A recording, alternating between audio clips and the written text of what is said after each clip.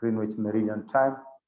Welcome to this event hosted by Space for Climate, the UK Space Agency, and the Global Partnership for Sustainable Development Data.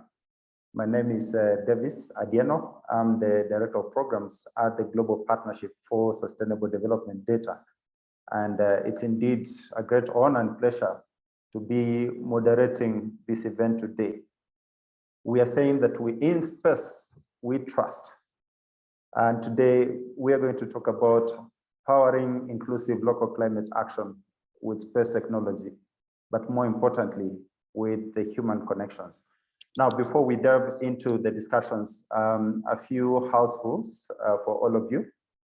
Please join the conversation with your questions and comments in the chat. We will be receiving questions and comments throughout this particular session. So feel free to type in any questions, comments, reflections in the chat.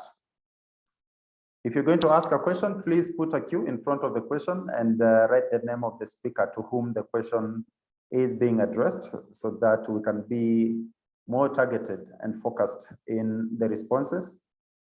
Our agenda today is indeed very rich. Ladies and gentlemen, we are going to have some opening remarks by Liz Bentley, who's the Chief Executive of the Royal Meteorological Society. That will be followed by a keynote from Paul Bett, who's the CEO of the UK Space Agency. We've also lined up some really exciting panels and breakout rooms to interact a bit more with all of you. And when you get to the panel sessions and the breakout rooms in particular, you're going to be automatically assigned to those rooms, and you'll hear reflections from a very rich list of speakers that will be outlining to you later. Now, for this particular event, we are grateful that you could find to join us because we have speakers from over 10 countries. And before we hear from them, we also want to hear from you. I have a very simple assignment for you, very, very brief. And if you're ready, I'd like you to open the chat function. If you could just type the country where you're joining us from, that would be absolutely amazing. So we get to know who is joining us and from which part of the world. We are going to reward the first 10 responses. So please go ahead and do that very quickly. And after that, ladies and gentlemen, we are also interested to know what are some of the main climate change concerns that you may have. And what is your main concern as an individual or organization? And what would you like to get out of this particular event? And so to kick us off, as you type in the chat where you come from and some of your concerns and what you'd like to get out of this particular event, we are going to have some opening remarks from Liz Bentley, who's the Chief Executive of the Royal Meteorological Society. Thank you. Hello, I'm Professor Liz Bentley and I'm Chief Executive at the Royal Meteorological Society, and I'm delighted to welcome you all here to this afternoon session in Space We Trust. I'm looking forward to a couple of hours of useful discussion, panel meetings, and an opportunity for us to engage around data. I'm currently in Glasgow at COP26, and I'm hoping to join you for this afternoon session if I can get onto some decent Wi-Fi here. But I wanted to record this message just to welcome you all and to introduce this session to set the context of what we're going to do over the next couple of hours. So while I've been in COP26, data has been an extremely important part of the climate agenda. And there's a number of areas that I wanted to focus on in how data is being used effectively for effective decision making. And the first of those, if we just think about some of the pledges that have come out early in the COP26 process. So we start with the announcement of the deforestation pledge that came out in the first couple of days of COP26. And data obviously has been extremely useful in monitoring deforestation over the recent decades, but will be extremely useful when we consider how this pledge is monitored going forward, to ensure that we can check that these pledges are being met as we go forward into the future.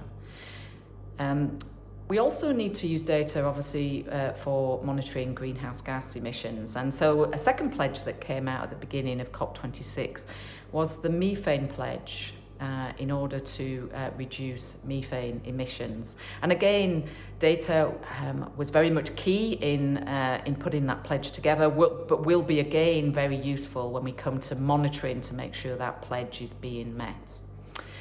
The third area I think that is really important for data is adaptation, and how data is used when we're putting together hazard assessments or identifying risks in order to develop those adaptation plans. And one example that I picked out at COP26 was a coastal zone management adaptation plan, and the importance of data in producing that coastal zone management plan.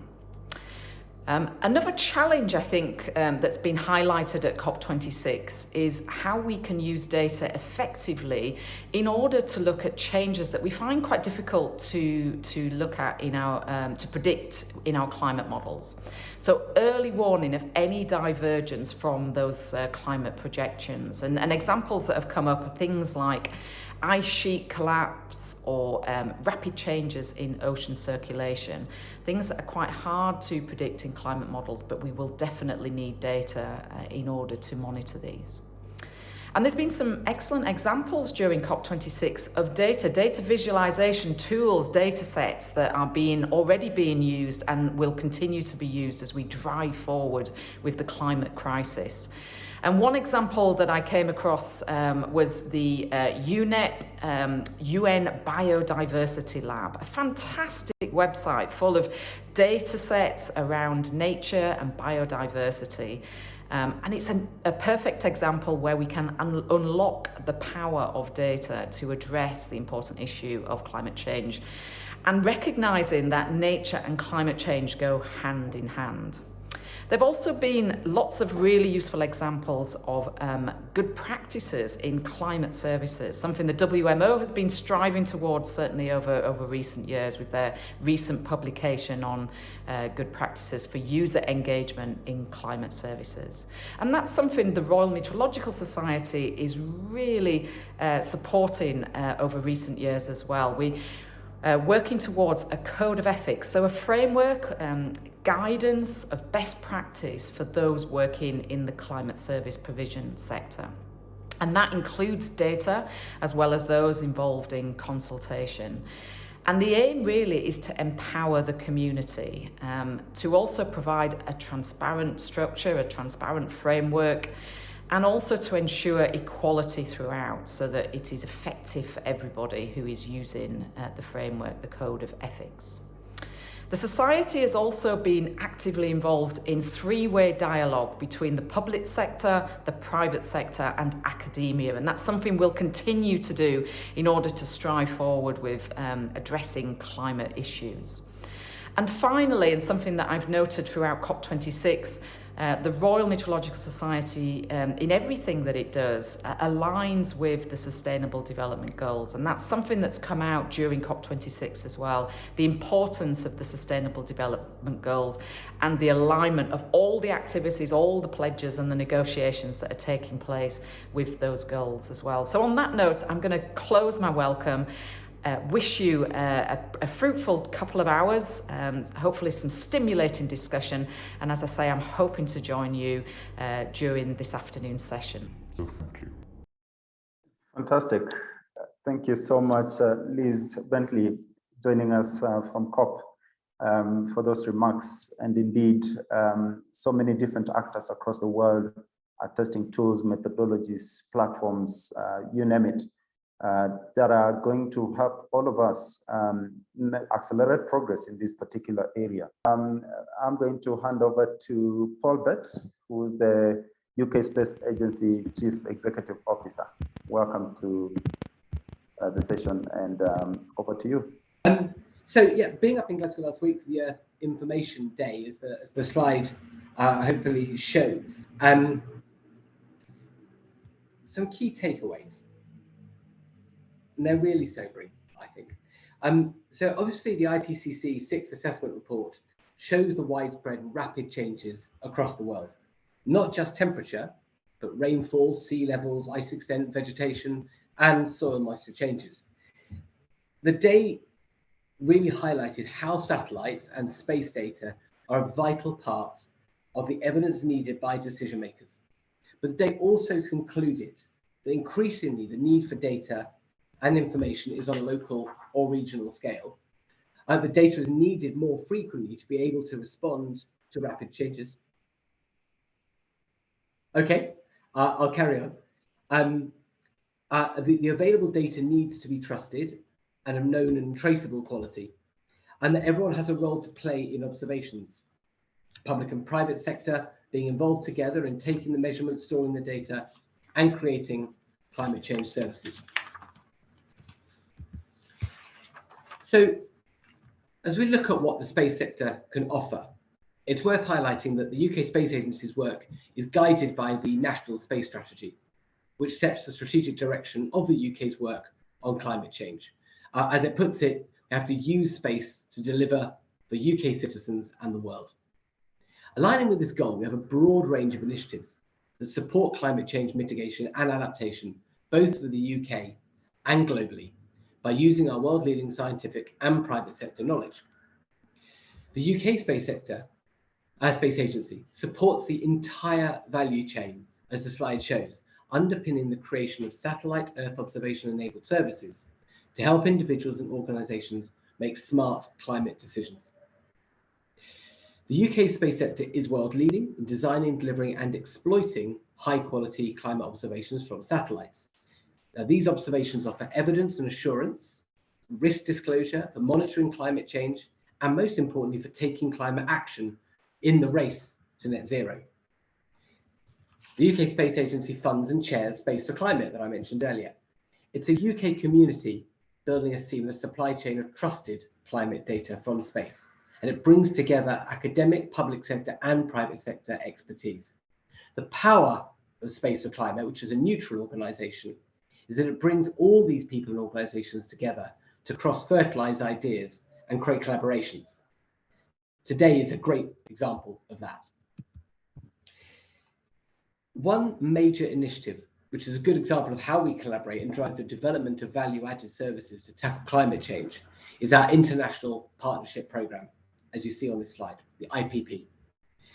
IPP utilises the UK space sector research and innovation capabilities to develop space-enabled products and services which deliver real benefits to people on the ground in developing countries. The programme facilitates collaboration to tackle global development challenges, all of which are impacted by climate change one way or another. And turning to the technology, the UK Space Agency has an instrument development programme, the Centre for Earth Observation Instrumentation, or CEOI. Just a couple of examples of what are being developed are Hydro-GNSS and WIVEN, but of course you'll see on the slide there's also the big satellite missions in Truths, Biomass and Microcarbon. I'll quickly focus on Hydro-GNSS.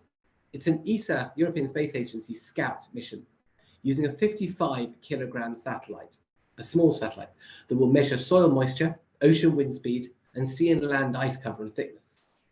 Traditionally, satellites measuring these things are large, they're expensive, they're power hungry, and they're using active radar instruments. However, it's now possible to make these measurements by reusing the signals reflected from the Earth's surface from navigation satellites such as GPS and Galileo, and then using small, low-cost but very specialized receivers, which can be deployed on any satellite, even the smallest. So we're investing in early innovative technology to detect climate parameters more easily, more cheaply, and at better resolution than ever before. This week on display in the green zone are Biomass, Microcarb, and Truths. I don't have time to describe them in this speech, but please do check out the videos of them that we've created. What's clear is that there are many Earth observation satellites already flying, producing data right now.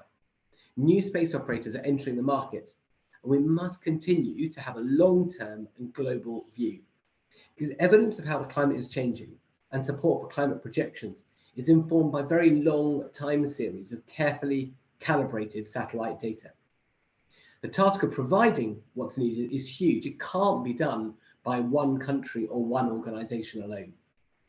And we work very closely with a range of international partners, particularly the European Space Agency, to ensure that seamless supply chain of satellite data from space-based instrumentation through research to operational and commercial services.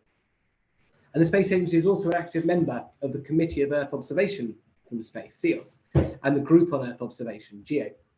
This highlights a key point that I've been making since I joined the Space Agency a couple of months ago, that space is a team sport, perhaps the ultimate team sport. We need collaborative working to ensure we can help tackle the climate change emergency together. So where is this all going? What are the trends? The world is acknowledging climate change and the need to mitigate, build resilience and adapt. Satellites are getting smaller, cheaper to launch. Satellite technology developments are accelerating and data volumes increasing. And many private players are now investing in the entire chain. If those are the trends, what questions does that really pose? Well, how do we know whose data to trust? How do we integrate the data to suit the user? What are the opportunities to work in partnership, to collaborate, to share risk and to fill the gaps, to be greater than the sum of our parts? How do we ensure continuity of observations, which meet the knowledge requirements of users around the world? To give some early thoughts, suggestions, answers on that, I would come firstly to teamwork, the need to work across public and private partnerships, industry, academics, and governments. We clearly need a global dialogue with the end users, the people who will use the information to make decisions in their area, their country, or their business. We need to understand what they need and design our services accordingly. We need to share our expertise and continue to forge international partnerships. The International Partnership Programme by the Space Agency here in the UK is one of those examples. We need to adapt and evolve the technology and data offered as demand changes. In conclusion, space assets are a unique and invaluable tool for climate action, for understanding the changes, calculating the risks, ensuring adaptation, and measuring the impact of the mitigations. International collaboration is needed between scientists, policymakers, and businesses using trusted data. But finally, there is a huge untapped potential with existing and planned new technologies and missions and new ideas from a new generation, thinking globally, acting locally. I wish you a very successful event and thank you for listening. Thank you so much, Paul, for those remarks. Much appreciated. And indeed, we are talking international collaboration here today with a very rich list of speakers that will be sharing some of their insights, from a technological point of view, from a political point of view, but also, hearing more about what is emerging at the community level and some of the impacts that climate change is actually having, and what mitigation actions should be taken. Ladies and gentlemen, we are going to have a panel discussion at this point in time. We'll be discussing understanding local priorities for climate action and long-term planning. And in that particular panel, we are going to have Anna Patricia Graca from Cabo Verde. She is the UN resident coordinator. We'll also have Lilian from, she's the executive director of Community Research and Development Services Limited. Lilian, I hope I got your second name right. And we'll have Uma Kandaliva, who's the country director of Mercy Corps and IPP project Sibelius, who's going to also give us some reflections about country approaches and some of the voices coming from that. I'm going to start with you, Anna Patricia. Welcome to the panel and greetings from Nairobi. We are going to hear from you all the way from Cabo Verde.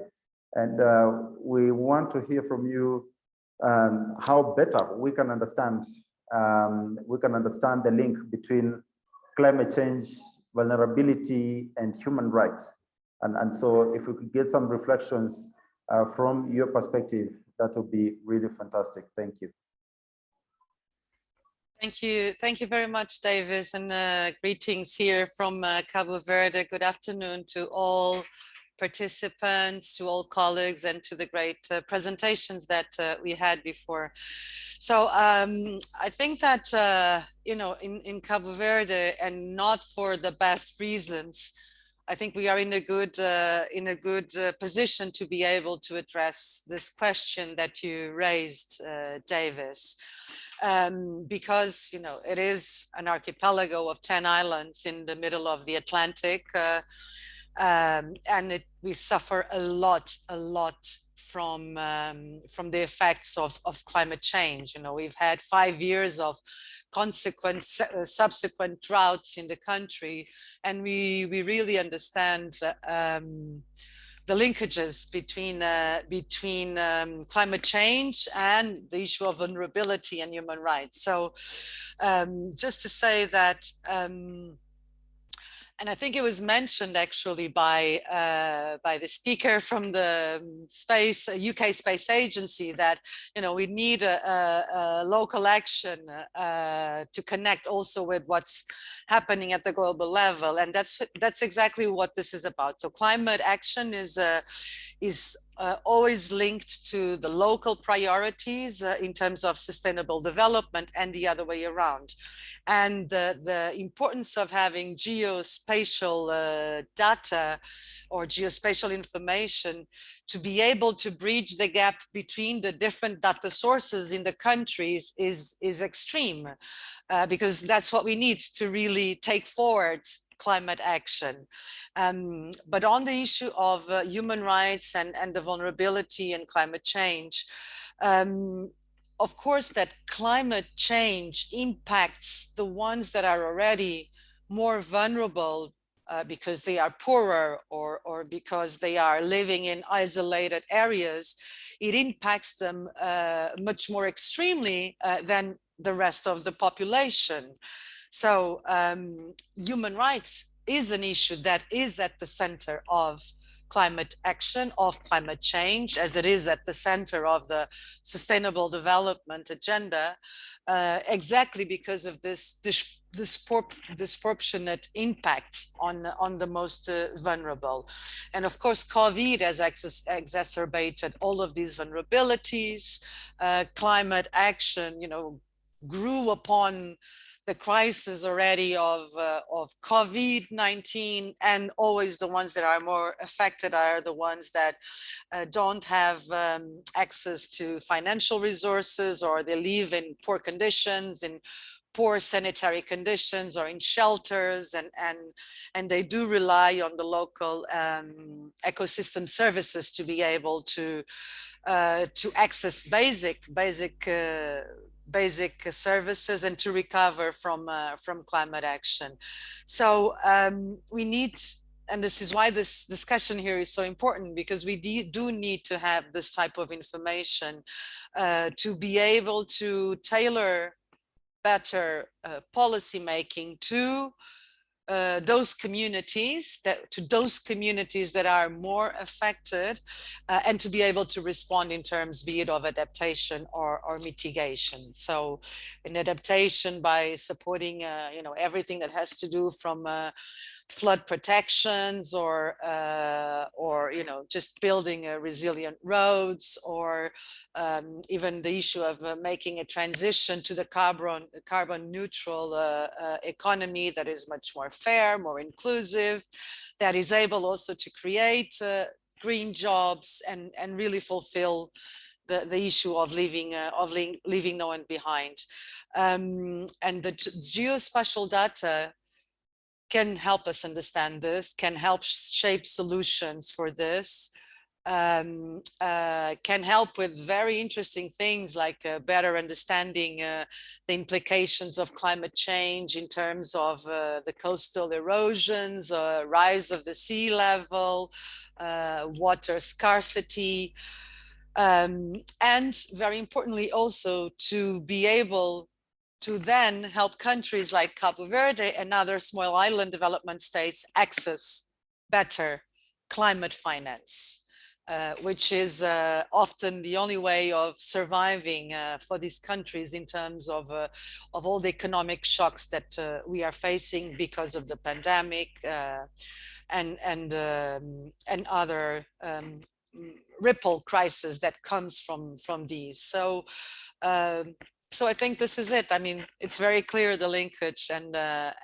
we really and without data and without having all these discussions and bringing partners together, we will never be able to make the case for it. Fantastic. Thank you so much, Anna. I'll come back to you with some follow-up questions, but you know, let's hear from Uma. Anna has talked about, you know, some of the challenges they're experiencing in Cabo Verde. It would be nice to hear from you. What are you witnessing? You know, what are the challenges the local stakeholders face when it comes to not only the impact of climate change, but you know, look at how, you know, space technology, for example, can be deployed to support local actors to do something about the situation. Thank you very much for giving me space to basically to discuss results of the project which we recently implemented in Kyrgyzstan. Regards to all the participants from Kyrgyzstan. Kyrgyzstan is a country in Central Asia. I prepared a couple of slides which I want to share with participants. Be with me, please, on this. Oops. I just wanted to share some images from Kyrgyzstan. This is a landlocked country located in Central Asia. We have very big neighbors next to us, like China, Mongolia, Russia, and you know, other Central Asia countries, where Kyrgyzstan is sort of locked. And 90% of the territory of the country are mountains, which makes the country absolutely beautiful. And I hope you see, you know, a couple of images. It's really a beautiful place, but Kyrgyzstan is very vulnerable for the climate change and ranked on one of the, you know, one of the countries on the top list of vulnerability for recent climate change situation in the country. In whole region. Most of the country is mountains, which makes it really, you know, difficult to manage the land, the limited land which are available for the local farmers are seriously degraded. We see the pasture degradation becoming very serious problem in the recent years. And this is directly affecting local farmers and local herders who are very much dependent on their on this condition of the land for their livelihoods, for their income generation purposes. And the country, unfortunately, don't have many resources to address this serious situation by themselves, and really appealing to the international community, trying to coordinate with big neighbors on joint actions to address this very, very serious situation which are related to the climate change, particularly during last decade. And the project, Sibelius project, which we were implementing together with our partners who are UK-based agency named Earsphere, is one of the efforts how international communities, with the support of donors, trying to address urgent needs or urgent issues which country is facing. Sibelius is one of the projects which were helping to link local herders, local farmers, and with space technology, with the images which we were bringing to donating to the country to be used, and making sure that they understand how to use it properly. The issue is then most of the in recent years, one of the frequent droughts is really contributing to the serious pasture degradation, but people don't really understand, because country is having very poor road infrastructure. It is really difficult for the government, particularly at the national level, to understand what is going when and how this is affecting, or how to predict, or how to plan for more resilience type of actions. Where project like Sibelius is bringing this new space technology, which is helping country leaders and the technical groups to analyze this data properly and to make resilience planning better than to make it a little better than it is at the moment. Sibelius project not only bring this very new technology to the country, we call it Open Data Cube. Open Data Cube was donated as one of the advanced technology to Central Asia Institute located in the country. But also via the project, we managed to train significant group of local professionals from different national institutions, from the Ministry of Agriculture, from Meteorological Center, from Ministry of Emergency Response, from academia, and some other agencies who are passionate and who are making contribution to the resilience, building resilience of the local herders with the climate change situation. Explaining them how to use the satellite data, how to read them, and how to make plans based on the data received via this data cube. This is quite a revolutionary technology for the country. It is not very quite a new one, and we don't have a big group of experts in the country who knows this type of technology previously or who use it actively. That's why project like Sibelius was really contributing to the technical capacity development of local experts at national level, as well as at the very local level, where we were training local pasture committee members, local herders, who've been introduced to this technology, who've been giving access to the visualization website, which were developed via the program. And with a very simple sort of explanatory guide, how these images to be used, how these images would be helping them to plan for their resilience actions. This type of project was very, very useful. We had a very positive feedback from the users as well as the national stakeholders.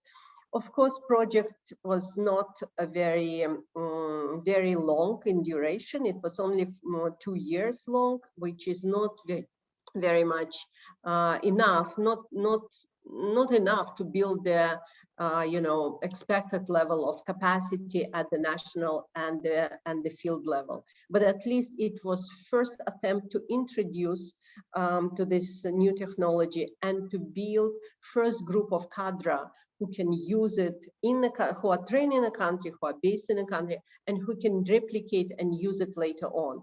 It's very, we contributed a lot into the sustainability of the project, where we donated the Open Data Cube to the local institute with their cadre and their technical capacity, with promise to share this information free of charge, with no any restriction of access to other interested stakeholders in a country who would like to have access to this information. That was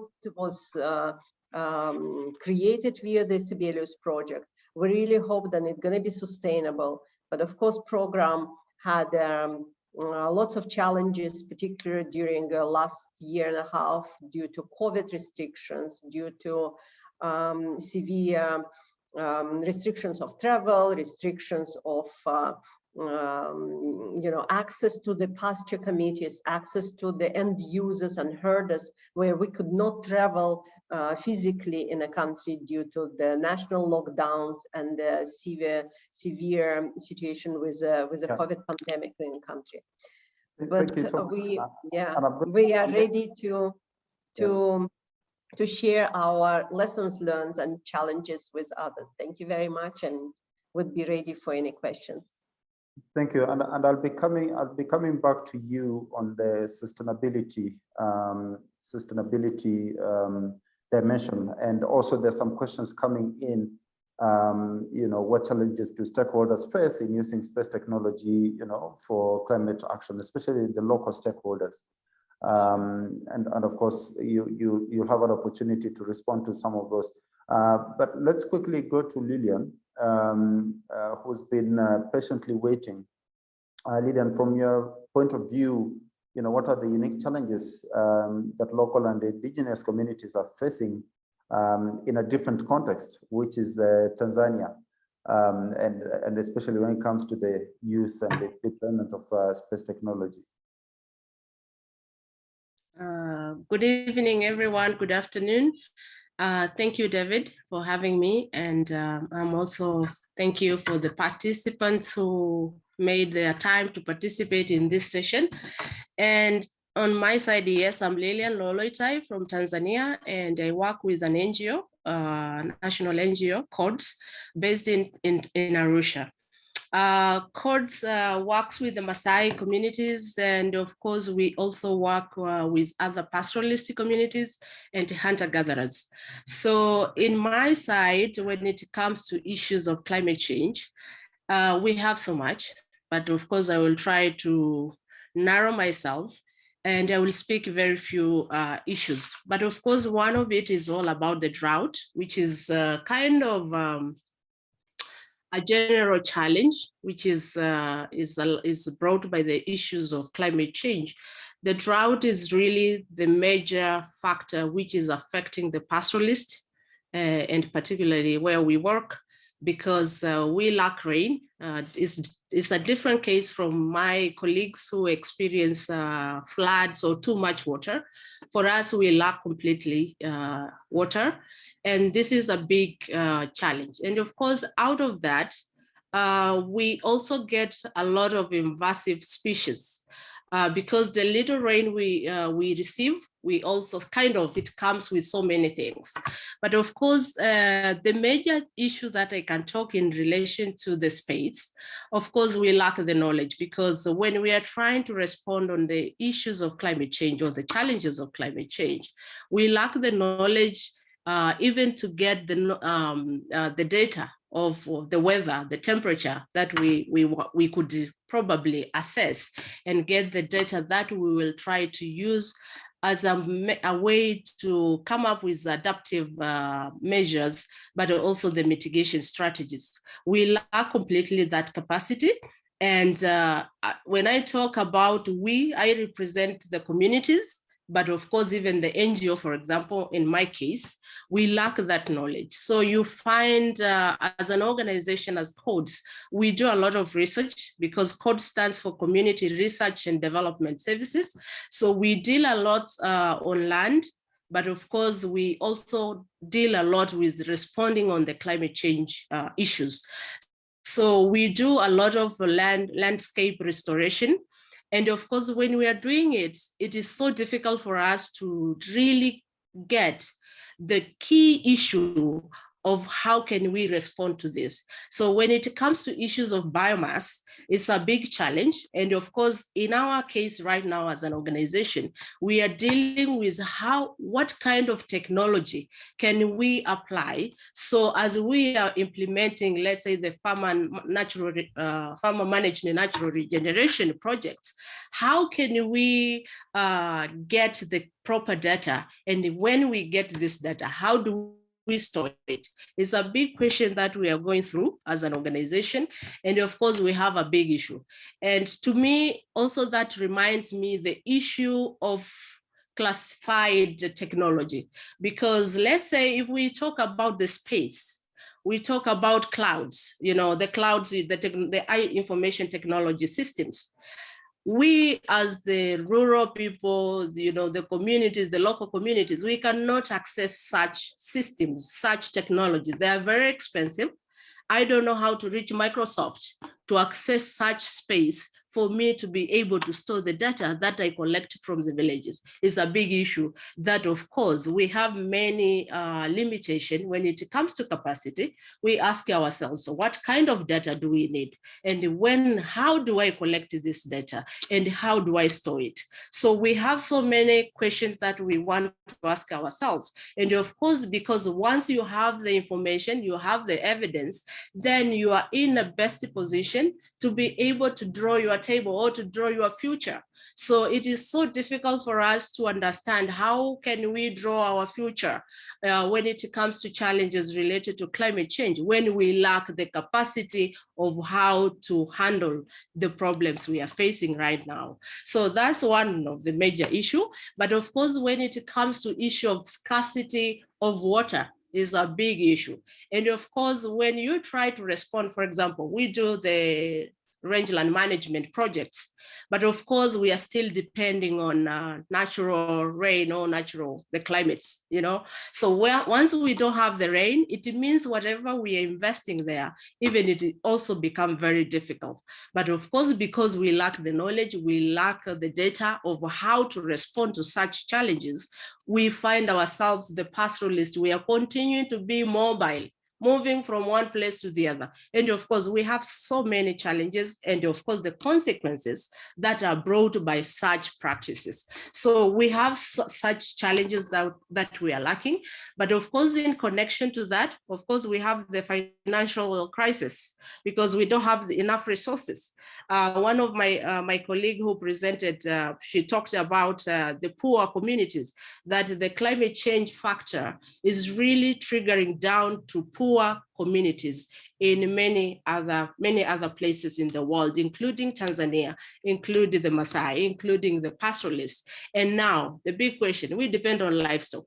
When we don't have enough rain, we have drought, we experience water scarcity, and then we lack resources, because at one time, one of my leader said, as you see the thin cow, you see also the Maasai is also thin. It was in Swahili anyway. But of course, you can see the connectivity of the problem, that even the health of the people becomes as well vulnerable, and even the livestock they depend on become a big problem. So we find ourselves, we are dealing with a lot of things. So we lack as well the technology of how to collect, how to restore our data that we have. As an institution, we lack that capacity, and we are trying still figuring out how to have such technology or means or capacity to be able to restore our data. We did one time also a project that we tried really to do it's like a research, a scientific research on how to restore the land. And of course, we involved about doing soil experience, taking to the lab. Now, how many people will be able to take the soil to the lab in the context of the poor communities? There are very few people who will do that. And of course, it's also very expensive because you have to involve the experts. We talk about the academia here. Yes, we bring the consultants. It becomes very expensive to us to be able to get what we want to achieve as organization, but as indigenous people. So it's one of the big challenge.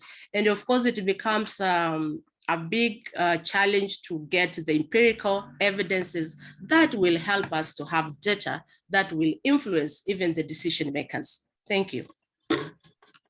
That's great, these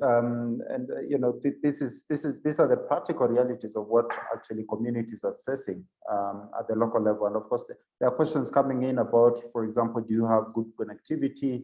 Uma, do you have good connectivity when it comes to the internet to access some of these tools and technologies? Because one of the challenges is, whereas these opportunities do exist at the global level, making them accessible at the local level is a bit of a challenge. Just very quickly, if you could reflect on that, and then I'll go back to Anna.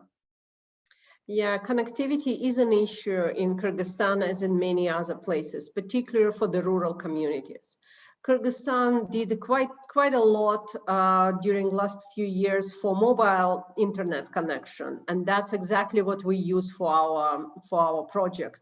We managed to connect local herders at the remote areas with the mobile internet, but of course it's not fast enough. It's not, it's not frequent enough, and it is a challenges. One of the main challenges for them to read available data for them. Yes, great. Connectivity is a problem. Anna, is this are some of these experiences familiar to you in Cape Verde? There's a question here about how does geospatial data, for example, incorporate and enhance the knowledge and the voices of the poorest and the most marginalized communities? Yes, very much. And I was very interested in what the colleagues were saying before, because I mean, the issue of data is always, a powerful tool exactly to incorporate those voices of those communities and the ones that are most impacted by climate change.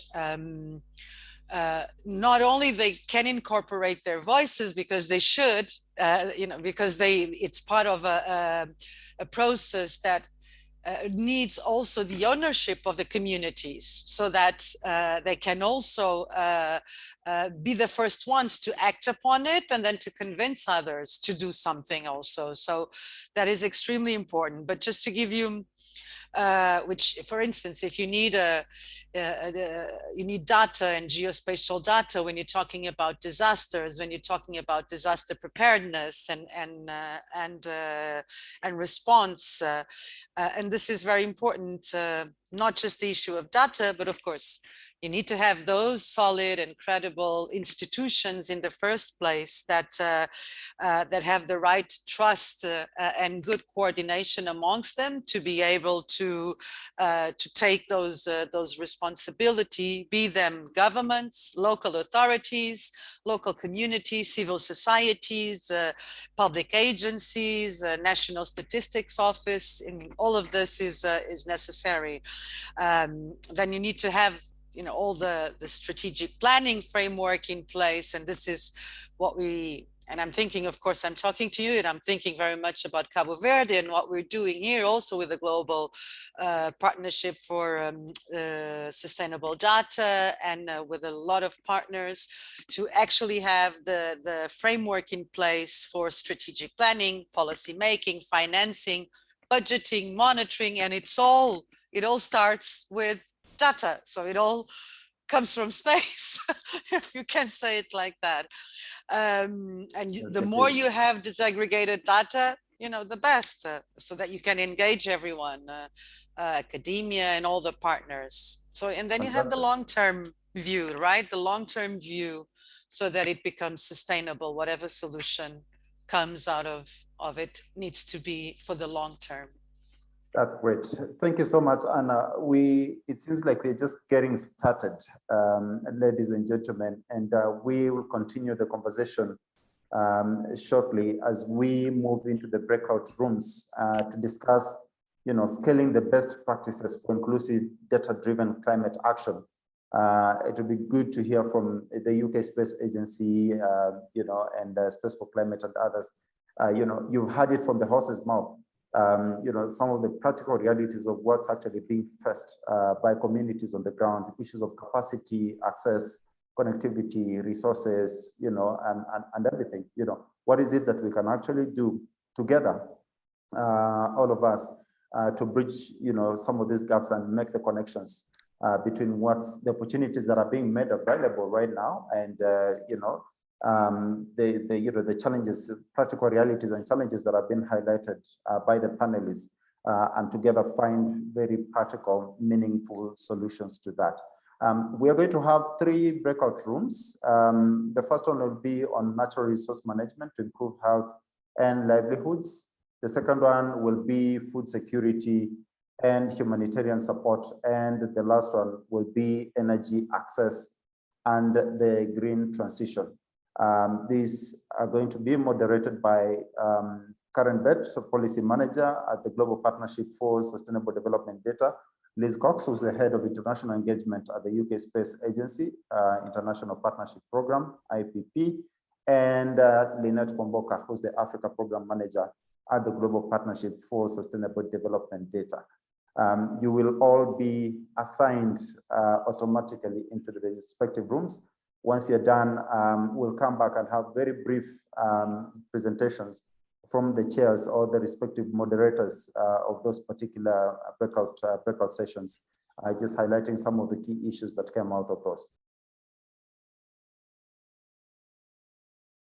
We are going into a very brief session where I don't know how you discussed it in your different groups, but would like to hear from you what the key highlights were for each of the groups. So room 1, just bullet points, as they call it, but will be hopefully summarizing everything else that you discussed and share with the participants. So just quick highlights of what were the major issues that came out and interesting things or solution suggestions that came out.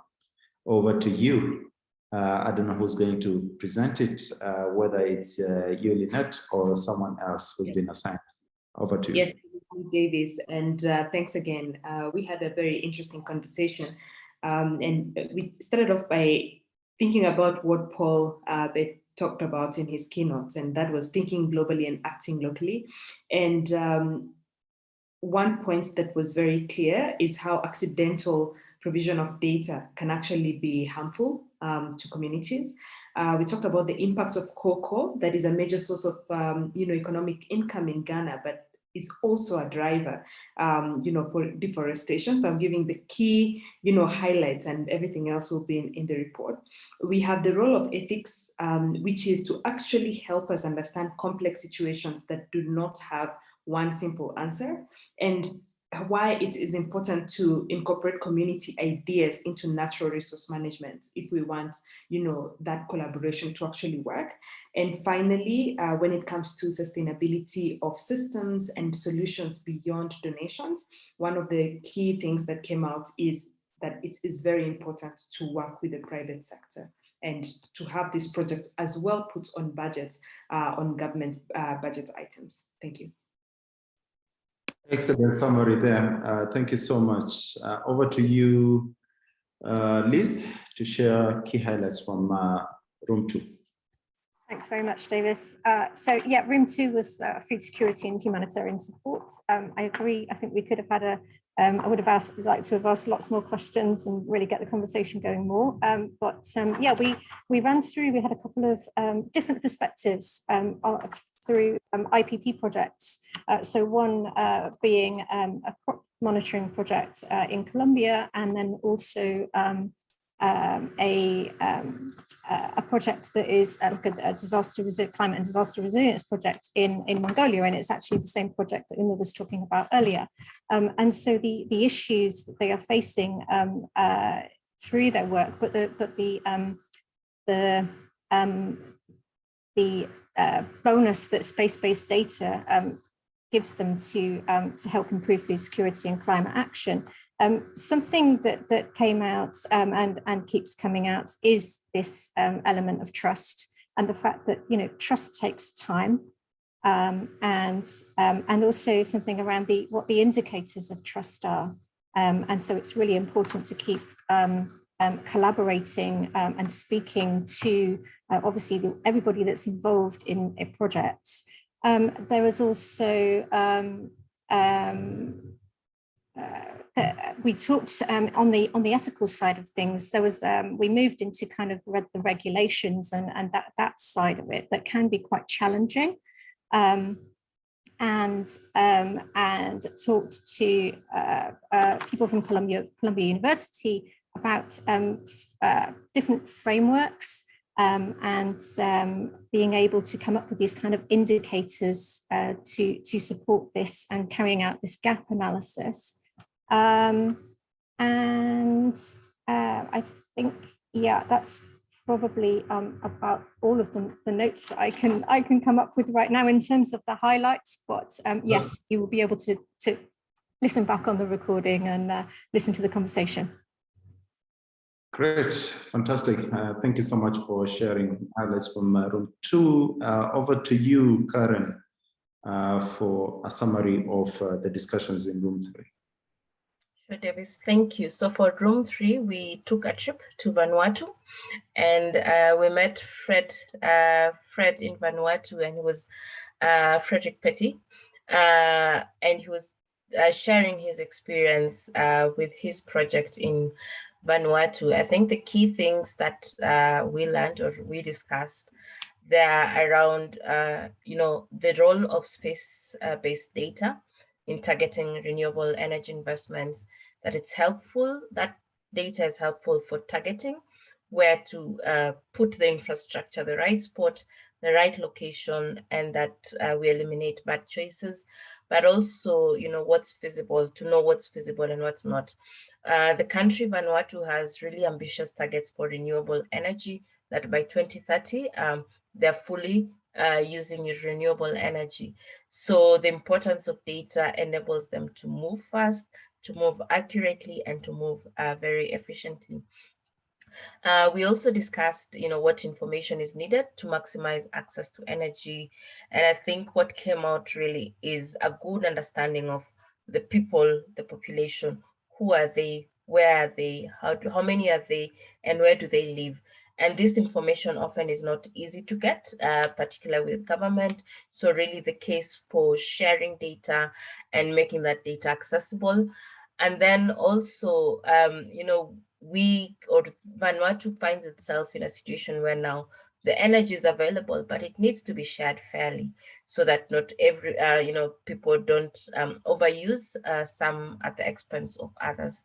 So there's also a management there of sharing the resource.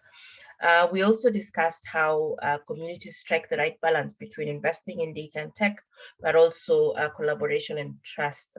So trust also came up in our conversation. The importance of building and engaging on needs and solutions from the start with the communities so that they have the ownership, and regularly, using the data, sharing the data, building that spirit of collaboration, but also finding new discoveries. We also had an opportunity to have some quick reactions from the floor around the use of weather data and land as a scarce resource in the country. So yeah, that's a long summary of the discussion, but thanks, and back to you. Yeah, thank you so much, Karen. Apologies, everyone. We are running, we're quickly running out of time. We've run out of time, but we really appreciate your patience.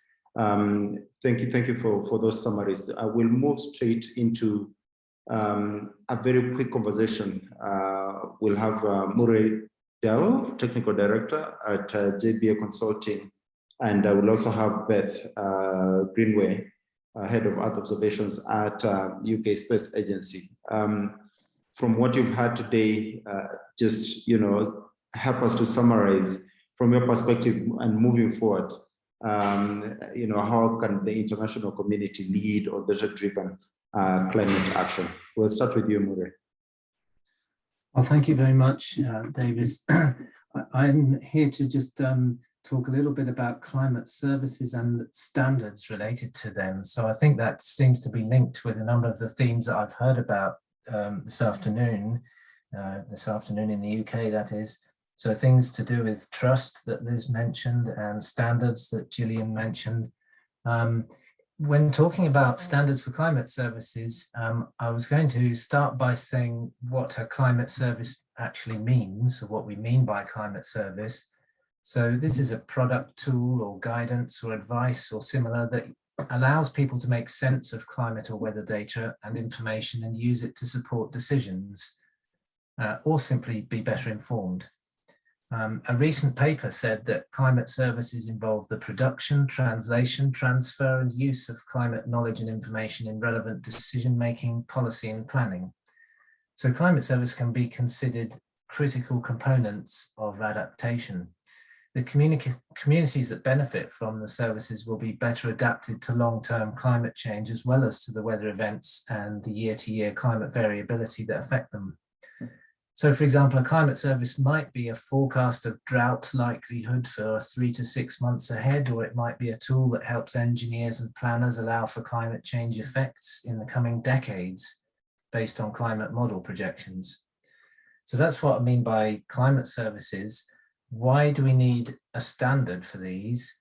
Well, standards are key mechanisms to guarantee the suitability, quality, and performance of technological solutions. They also provide common terminology between users and providers of climate services. The need for quality control, standards, and certification for climate services has emerged in consultations with users in the UK, across Europe, and as well as globally through the World Meteorological Organization. There are currently no agreed standards for climate services, although ethical frameworks have been proposed. And I'm leading a team at JBA who are developing a new standard to address this need for the UK Met Office within the Strategic Priorities Fund programme. You can find out more about the programme on the web at UKCR Projects. I'm a chartered meteorologist at JBA, and the team I'm leading comprises experts from Climate Sense, a group with whom JBA works regularly.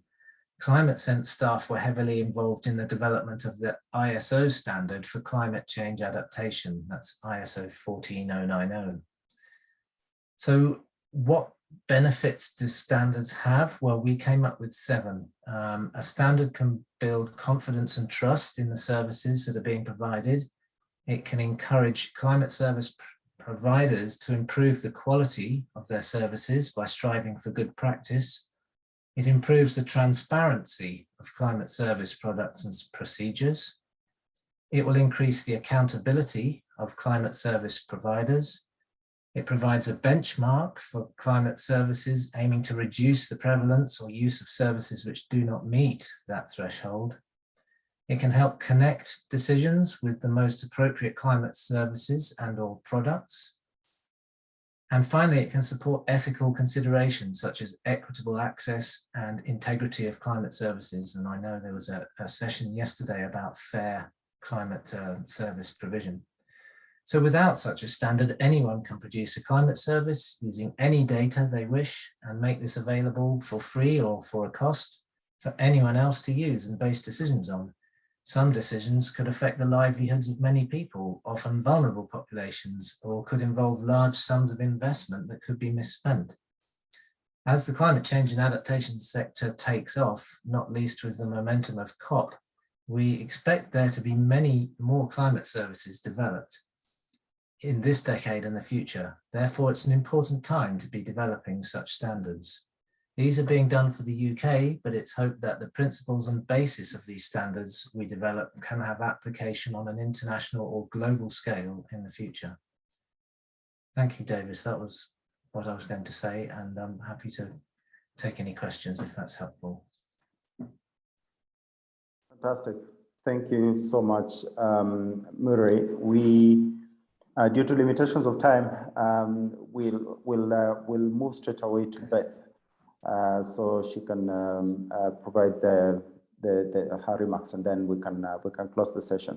But do feel free to send any questions, and we'll channel them to Murray, and you can get the appropriate response. Thank you. Okay, thank you. Is it me? Yes, over to you, Beth. Thank you very much, and it really is an honour to be here to have some closing remarks and reflections on today. I mean, wow, it's so powerful hearing, it really is so powerful hearing from so many people actually sitting in their countries and talking about what is really happening on the ground. I think we can get a little bit, we're looking at models and data and images of the globe, and bringing it back to focus on people, and the people are so important is really such a powerful message. I've shared a picture with Olga. I don't know if you can possibly share that slide for me that summarizes what COP has been all about, and this so there's the image of the pufferfish, where we've got the climate data on display on a globe, and that is an indigenous group from Brazil exploring the data and beginning to dig deeper into really opening their eyes, what data is available to them. And that's on the UK Pavilion in the Blue Zone. That was at the weekend that was taken. And that, for me, I think summarizes this whole discussion. We need to help people get access to the data in the way that is meaningful for their own climate action. And that could be very different for different people. I mean, Murray very helpfully was talking about standards, and we're working very strongly across, the CEOS groups and others, looking at trusted data. What does that actually mean? How can we put some of the discussions we have are very, very technical. And at the, I think what Paul Bate was saying, Earth Information Day really brought out to me, people want the data more readily, more frequently. So we need to be able to put that trusted mark on it quite quickly. So I think going forwards, I think this is certainly the start of a conversation, the start of, it's been a very successful collaboration, just putting the event together. Hopefully it started lots of dialogue between the people on the calls as well. And we're, as with my Space for Climate hat on, Chair Space for Climate, we're really looking forward to working more closely with GPSDD and others on the call as we go forwards. And then with my space agency hat on, we've made an announcement today, actually, in a press release today, that we're going to be working with the United Nations, the Office for Outer Space Affairs, UNOSA. We're going to look strategically, do a strategic review of existing climate actions that use space technologies, and then really look at what policy differences, what can we do across the multilateral systems within the UN bodies, and well as other international organizations to really make that difference and bring it back to climate action. I think a lot of people are energized by COP. There's many people proposing things. The last thing we want to do is duplicate efforts. So we want to work together. But I think really and obviously in parallel, we're working nationally. We already have our Space for Climate initiative, working with many groups looking at these things on a national level as well as globally. So really, I just wanted to say thank you for everybody's efforts today, and I'm really going to look forward to the recording again, actually. And there's so much wealth of information, and it really does help everybody to really understand the local knowledge needs. And if this is the start of that dialogue, then that's a brilliant way. So I'll hand back to you. Thank you, Beth. That's an excellent summary, and I like the image you just shared from COP, because it basically talks about the connections between global and the opportunities that are being made available, and you have an indigenous community which is actually representing local voices and making those connections and providing access to data, to information, and meaningful insights that can inspire action is absolutely the way to go. We're going to post a very short poll in the chat box. Would like to hear from you so that we can improve future events. So as we close this particular session, it's important that you help us to fill that out, so we get to hear your feedback on how this session went and things that we hope to improve in the future. It's very brief, so do take the time to please fill that out.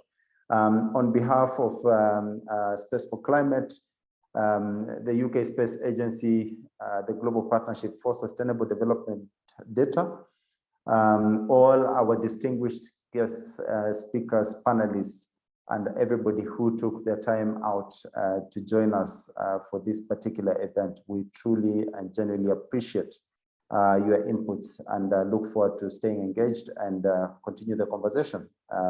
It just never ends.